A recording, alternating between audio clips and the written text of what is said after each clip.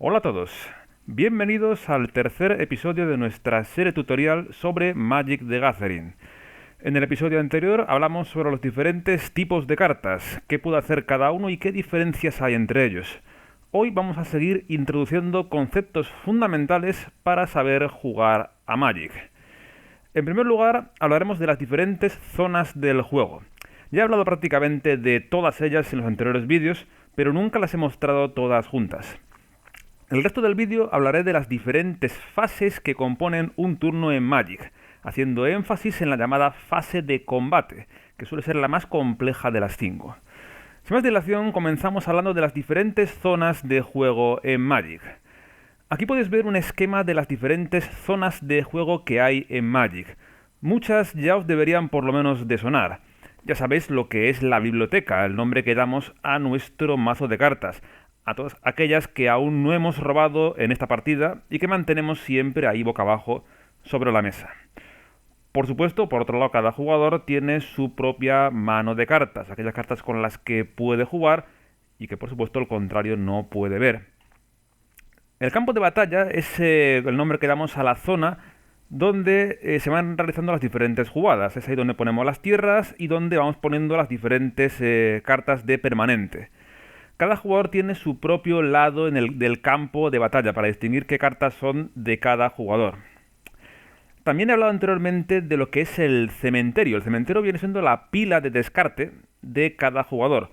Ahí es donde van a parar todas las cartas que se descartan, independientemente de dónde vengan.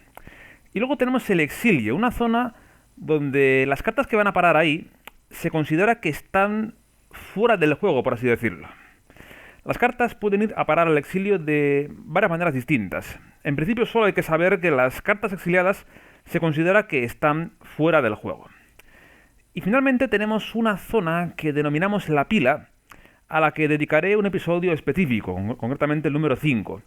Ya que antes de explicar lo que es la pila, es importante que sepáis bien lo que son los hechizos, las habilidades y las diferentes fases del turno. Por lo que por ahora vamos a dejarla de lado y la retomaremos en el episodio 5 de la serie. Aquí tenéis ahora un ejemplo del aspecto que tiene una partida de Magic. Ya deberéis reconocer las diferentes zonas tal y como las acabo de explicar. Claramente podéis identificar aquí las bibliotecas, la de cada jugador, como el mazo de cartas boca abajo. Luego, todas las cartas que están aquí en el centro de la imagen sería lo que es el campo de batalla, con esta línea aquí amarilla que he puesto, dividiendo el campo de batalla en dos zonas, una para cada jugador. Aquí estarán las nuestras y aquí estarán las cartas que tiene en juego nuestro oponente. Son todas las cartas que están en juego. También podéis ver aquí al lado de cada biblioteca un pequeño montón de cartas aquí boca arriba. Eso serían los cementerios, ¿vale? Las pilas de descarte de cada jugador. Y por último, aquí a la derecha os indico lo que serían las manos. Estas serán las manos de cartas de cada jugador. Estas serían las nuestras. Estas serán las cartas que tiene en mano nuestro oponente. No olvidéis que son ocultas. El contrario, no sabemos las cartas que tiene. Bien, una vez explicadas las zonas del juego, vamos a hablar de la estructura que tiene un turno en Magic. Dado que un turno está compuesto de diferentes fases y que a su vez cada una de estas fases tiene diferentes pasos o subfases, vamos a ayudarnos de un ejemplo para ir explicando poco a poco la estructura de un turno. Primero vamos a nombrar las diferentes fases del turno. Son las que tenéis en la imagen. Fase inicial, primera fase principal, o también llamada fase principal pre-combate, fase de combate, segunda fase principal, o también fase principal post-combate, y por último, fase final. Vamos a ver en qué consiste cada una de estas fases. En primer lugar, la fase inicial se compone de 3 pasos. El primero es el llamado paso de enderezar. En él deberemos poner todas nuestras cartas derechas. Es decir, toda aquella carta que tengamos girada, pues la ponemos derecha.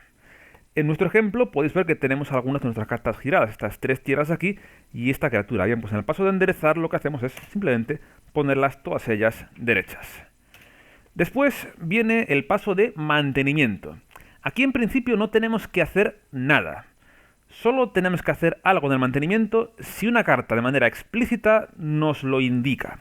Aquí podéis ver un ejemplo. Esta carta dice lo siguiente. Dice que al inicio de tu paso de mantenimiento Si controlas una criatura con fuerza 4 o más, roba una carta.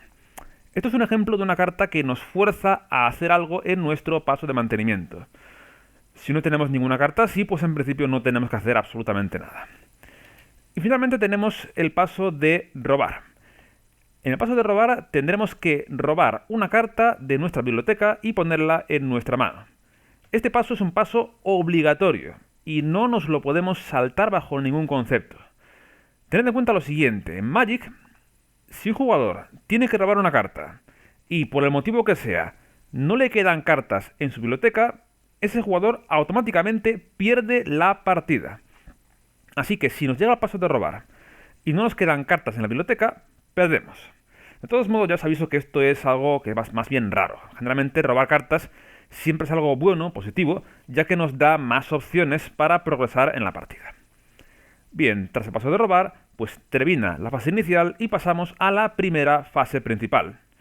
Tanto en esta primera como en la segunda fase principal será el momento donde realicemos la gran mayoría de nuestras jugadas, nuestras acciones. Prácticamente todo lo que he comentado en los vídeos anteriores solo puede hacerse durante las fases principales. Por ejemplo, sabéis que podéis jugar una carta de tierra por turno. Esto solo puede hacerse durante las fases principales. Una por turno, bien en la primera o bien en la segunda. Además, en estas fases principales también podréis lanzar hechizos.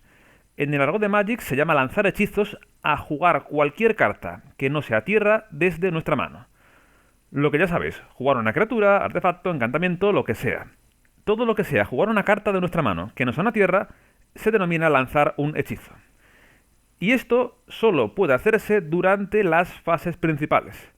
Las cartas de criatura, artefacto, encantamiento, conjuro y planeswalker no se pueden jugar en ninguna otra fase de la partida.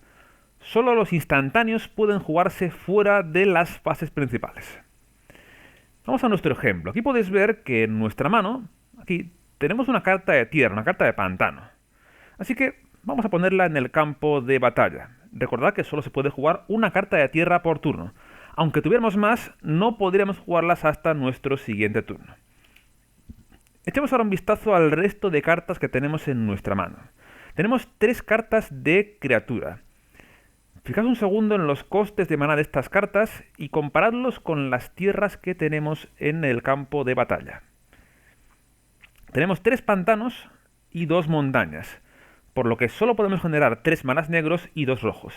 Esto solo es suficiente para jugar la carta del centro, ya que las otras 2 cuestan cada una 6 manás. Así que si os parece, vamos a jugar esa criatura. Ya deberéis saber cómo lo hacemos. Primero, lo que hacemos es extraer maná con nuestras tierras. Necesitaremos los 5, los 3 negros y los 2 rojos para poder jugar la carta. Ahora podemos consumir ese maná para jugar esa criatura. Usamos los 5 manás para poner nuestra criatura en la mesa. Ahora, ya que no nos quedan más tierras enderezadas, pues no podemos realizar más jugadas por ahora. En caso de que nos quedaran tierras enderezadas, si nos quedaran cartas en mano que pudiéramos jugar, aún podríamos hacerlo si quisiéramos, pero este no es el caso. Así que pasaremos a la siguiente fase, a la fase de combate. La fase de combate se compone de 5 pasos. El primero es el paso de inicio de combate. Se comporta exactamente igual que el paso de mantenimiento.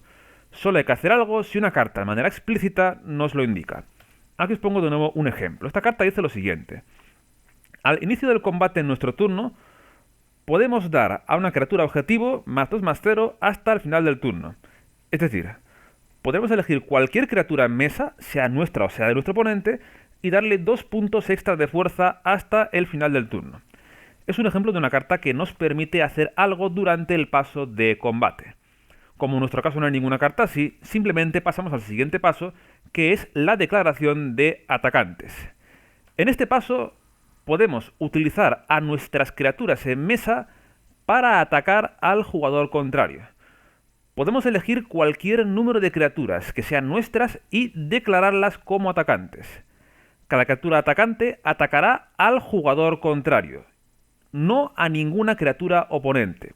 Cuando una criatura es atacante, siempre va a atacar al jugador contrario y nunca a ninguna carta ni criatura que tenga en la mesa, siempre al jugador contrario.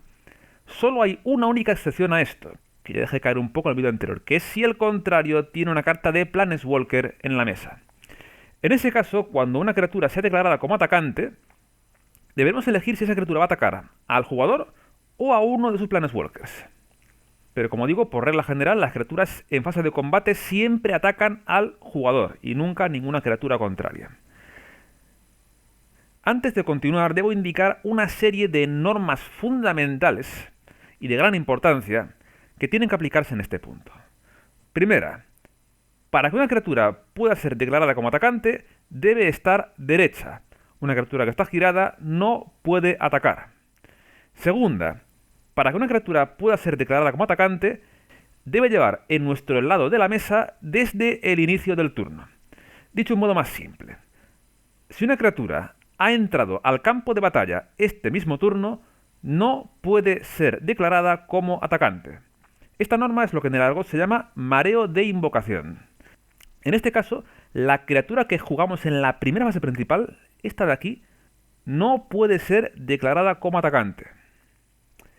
Y tercero, cuando una criatura es declarada como atacante, la tenemos que girar. Igual que cuando extraemos mana con una tierra, hay que girarla, pues siempre que una criatura es declarada como atacante, la tenemos que girar. Bien, antes de seguir, quiero dar un último aviso. No es obligatorio declarar a todas las criaturas como atacantes. Podemos atacar con una, con todas o con ninguna. No estamos obligados a atacar con todas. Queda al juicio del jugador si atacar o no atacar y con qué criaturas.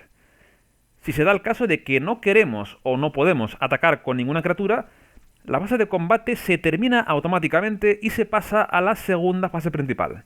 En este caso, ya que quiero poner un ejemplo de lo que ocurre en combate, voy a declarar a todas mis criaturas como atacantes, pero recordad que no es obligatorio atacar con todo. Por ello, al declarar mis 3 criaturas posibles como atacantes, debo girarlas las 3. Recordad que la que nos queda no puede atacar porque entró en la mesa este mismo turno, así que sufre mareo de invocación y no puede atacar hasta el siguiente turno. Hecho esto, pasamos al siguiente paso. Vamos con la declaración de bloqueadores. En este punto, el jugador contrario puede utilizar a sus criaturas para defenderse de nuestro ataque. Si el jugador contrario no hace nada, cada criatura atacante le hará un daño igual a su fuerza, por lo que perderá puntos de vida. Recordemos que si un jugador se queda sin puntos de vida, pierde la partida. En este paso, el jugador defensor puede utilizar a sus criaturas para bloquear nuestro ataque. Cada criatura defensora puede bloquear a una sola criatura atacante. En caso de que una criatura atacante sea bloqueada, en vez de hacer su daño al jugador, lo hará a la criatura que le esté bloqueando. Tened en cuenta que si una criatura está girada, no puede ser declarada como bloqueadora. En este caso podéis ver que el oponente tiene una carta de criatura que está girada, así que esta criatura no puede bloquear. Así que si os parece vamos a apartarla un poco para simplificar el escenario. Las 3 criaturas que le quedan sí pueden bloquear. Aquí no hay mareo de invocación. Una criatura defensora solo tiene que estar derecha para poder bloquear. Al igual que los atacantes, el oponente no está obligado a bloquear con todas sus criaturas. Queda a su criterio si bloquear o no y con qué criaturas. Cada criatura defensora puede bloquear a solo una criatura atacante. Así que vamos a suponer que nuestro oponente hace lo siguiente. Por ejemplo, esta criatura va a bloquear a esta. Esta criatura va a bloquear a esta. Y esta criatura va a bloquear también a esta. Fijaos que aunque una criatura defensora solo puede bloquear a un atacante, esto no impide que ocurra esto, que un atacante sea bloqueada por múltiples criaturas defensoras. Una vez declarados los bloqueadores, pasamos al siguiente paso del combate, que es la resolución del daño. Aquí es cuando las criaturas realizan su ataque y su daño es resuelto. En este punto pueden ocurrir 3 cosas distintas. En este caso ya he preparado el ejemplo para que podáis ver las 3 a la vez. Vamos a comenzar por la más simple, que es la de la derecha del todo. Si una criatura no es bloqueada por ninguna otra, simplemente hace un daño igual a su fuerza al jugador contrario. En este caso, nuestra criatura tiene fuerza 2, por lo que hace 2 puntos de daño al oponente. Suponiendo que no estuviera con sus 20 puntos iniciales de vida, pues al perder 2 puntos como resultado de este ataque, se queda en 18 vidas. Recordad que si dejamos al contrario a 0, ganamos la partida. Ahora bien, si una criatura atacante es bloqueada, el daño no va a ir a parar al jugador, sino va a ser absorbido por las criaturas que bloquean. El caso más simple es este aquí de la derecha, que es que una criatura atacante es bloqueada por solo una criatura defensora. Lo que ocurre aquí es que ambas criaturas se atacan mutuamente y al mismo tiempo por un daño igual a su fuerza. Como digo, el daño ocurre de manera simultánea en ambas criaturas. En este caso ocurre lo siguiente. Nuestra criatura, como tiene 3 puntos de fuerza, le hace 3 puntos de daño a la criatura que le bloquea. Y al mismo tiempo, de manera simultánea, la criatura bloqueadora, que tiene 2 puntos de fuerza, pues le hace 2 puntos de daño a nuestra criatura atacante. Tras aplicarse el daño, toda criatura que haya recibido un daño mayor o igual a su resistencia se muere y va a parar al cementerio. Nuestra criatura recibió solo 2 puntos de daño y su resistencia es 4, así que sobrevive. Sin embargo, la criatura contraria recibió 3 puntos de daño, pero su resistencia solo es 1, así que esa criatura se muere y se va a parar al cementerio de su controlador. Al final de todo esto, el jugador contrario ha perdido a su criatura, pero al menos evitó perder los 3 puntos de daño que hubiera perdido si no hubiera bloqueado con su criatura. Finalmente, ¿qué pasa cuando una criatura es bloqueada por varias? En este caso hay que hacer lo siguiente. El jugador atacante debe poner en el orden que quiera a las diferentes criaturas que bloquean. En este caso es fácil porque solo hay 2. Es decir, o pone primero al perro y después a la Merfolk, o pone primero a la Merfolk y luego al perro. Vamos a suponer que ponemos primero al perro y luego a la Merfolk. Hecho esto, ahora es muy simple. Cogemos los puntos de fuerza que tiene nuestra criatura atacante y vamos asignándolos por orden a las criaturas que la bloquean. La única norma es la siguiente. Para pasar a la siguiente criatura de la secuencia, tenemos que asignar al menos daño letal a la primera. Por daño letal entendemos daño suficiente para destruirla. Por lo general, eso corresponde con la resistencia de esa criatura. En este caso, la cosa saldría así. Solo tenemos 2 puntos de fuerza. Primero hay que asignar al perro, primera bloqueadora, daño suficiente para destruirlo, que en este caso serían 2 puntos porque es la resistencia de esa criatura. Hay que hacerle como mínimo daño suficiente para destruirlo, y si no podemos, el que se pueda. En cuanto asignamos daño letal a la primera, pasamos a la siguiente.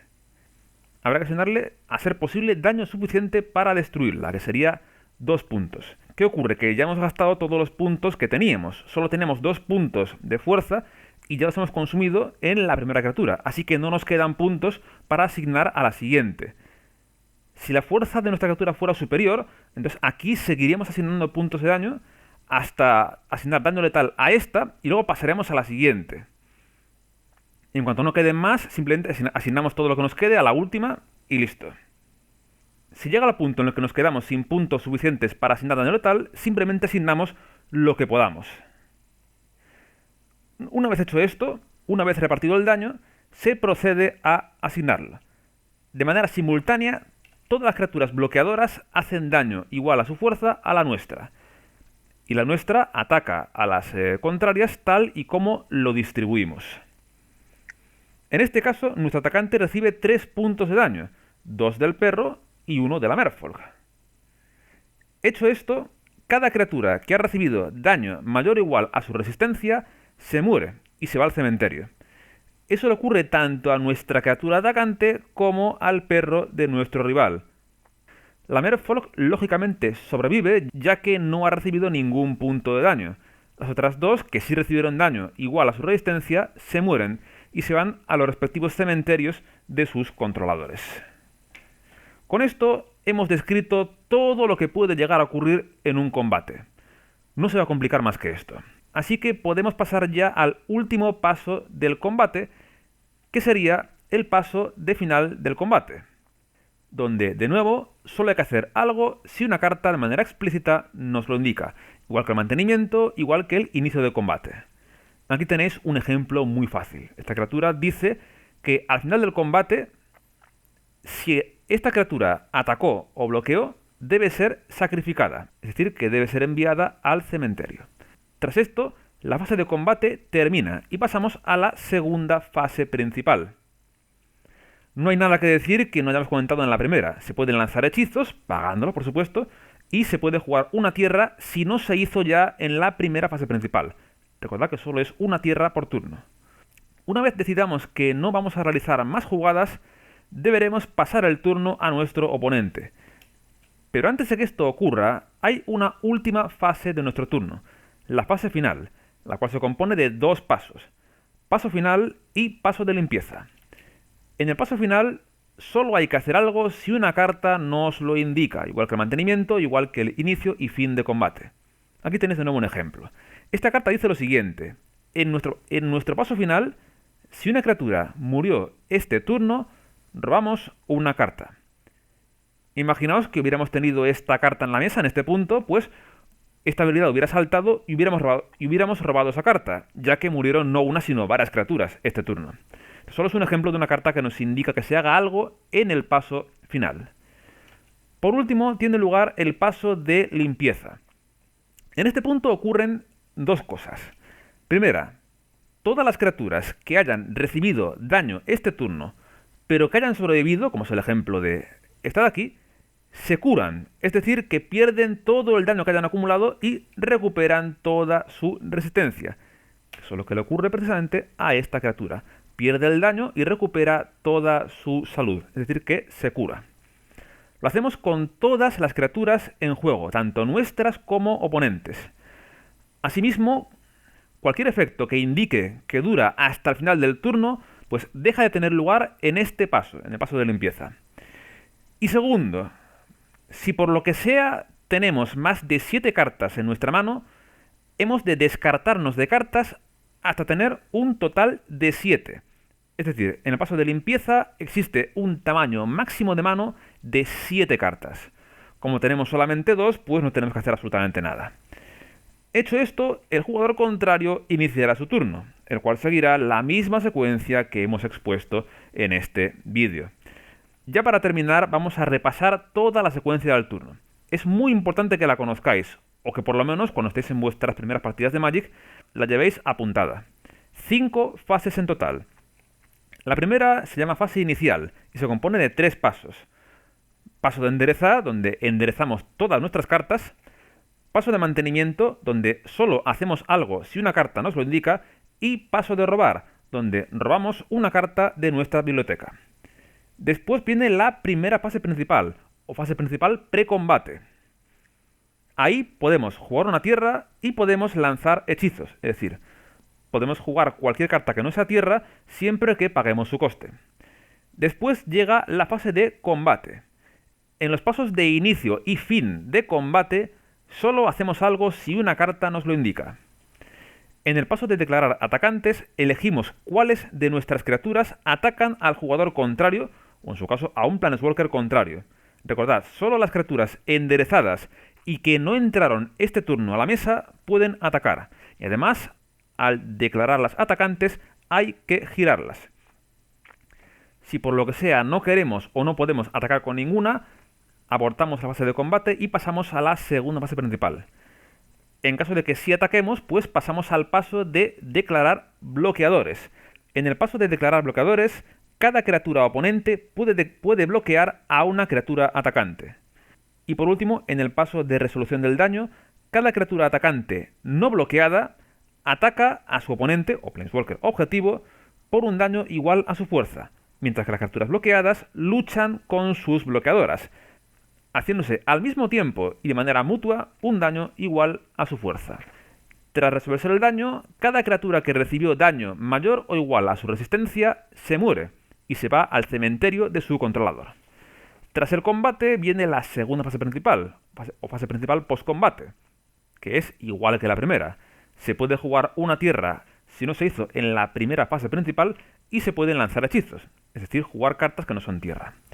Por último, llega la fase final, compuesta de 2 pasos. En el paso final, solo se hace algo si una carta lo indica. Y finalmente, en el paso de limpieza, todas las criaturas que han recibido daño se curan. Todos los efectos que duran hasta el final del turno dejan de tener efecto, y el jugador activo debe descartarse de cartas hasta que tenga 7 o menos cartas en su mano. Con esto ponemos punto final a este tercer episodio de la serie. Os recomiendo que lo veáis repetido tantas veces como veáis necesario para entender la estructura del turno, ya que es muy importante que la conozcáis para saber jugar bien a Magic. En el próximo episodio hablaremos sobre las diferentes habilidades de las cartas. Hasta ahora solo hemos interpretado a las cartas acorde a sus tipos y a sus atributos más básicos, como la fuerza y resistencia en las criaturas. En el siguiente vídeo veremos que cada carta en Magic es única y que puede hacer muchas más cosas más allá de sus atributos más básicos. Hablaremos sobre los 3 tipos de habilidades: disparadas, activadas y estáticas. Veremos cómo distinguirlas y cómo aplicarlas en juego. Por ahora esto es todo por mi parte.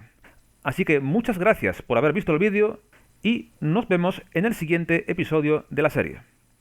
Adiós.